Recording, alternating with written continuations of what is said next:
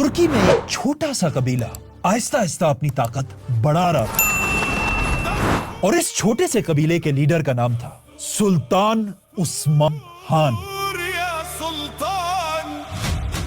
और इसी कबीले ने आगे जाकर खिलाफत के टाइटल को दोबारा इज्जत दी और यही कबीला आखिर मुसलमानों की आखिरी खिलाफत बनी जिसका नाम था उस्मानिया खिलाफत। आहिस्ता आहिस्ता उस्मानिया सल्तनत तुर्की में फैलने लगी, लेकिन उस्मानिया सल्तनत पहले ही दिन से कोई खिलाफत नहीं थी, बल्कि शुरू में ये सिर्फ एक सल्तनत, एक एम्पायर थी। लेकिन आहिस्ता आहिस्ता जब ये सल्तनत बढ़ने लगी, उस्मानिया सल्तनत मुसलमानों की दुनिया में सबसे बड़ी एम्पायर बनी और उस्मानिया सल्तनत ने बड़ी बड़ी जंगों के बाद दुनिया का ये सारा इलाका फतह कर लिया।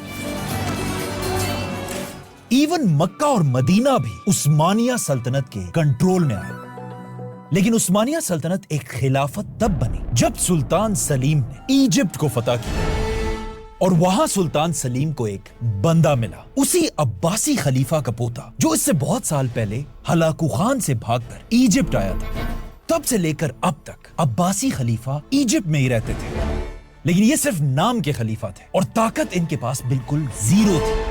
सुल्तान सलीम को जब इसका पता चला, वो सीधा इस खलीफा को अपने साथ वापस अपने कैपिटल कॉन्स्टेंटिनोपल लेकर गया और वहां इस अब्बासी खलीफा को हुक्म दिया कि अपनी खिलाफत छोड़ दो और मुझे पूरी दुनिया के मुसलमानों का खलीफा बनाओ। तो ऑफ कोर्स अब्बासी खलीफा और कर भी क्या सकता था, उसने अपनी खिलाफत छोड़ दी और उस्मानिया सुल्तान को मुसलमानों का खलीफा डिक्लेयर किया।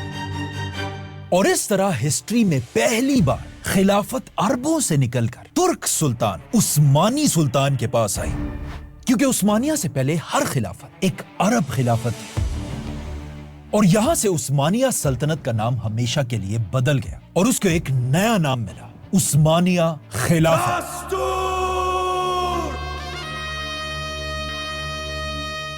अब अगर थोड़ा गौर से देखा जाए, मुसलमानों को इस बात से कोई मसला नहीं था कि खिलाफत अरबों को मिले या तुर्कों को, खलीफा बस मुसलमान होना चाहिए।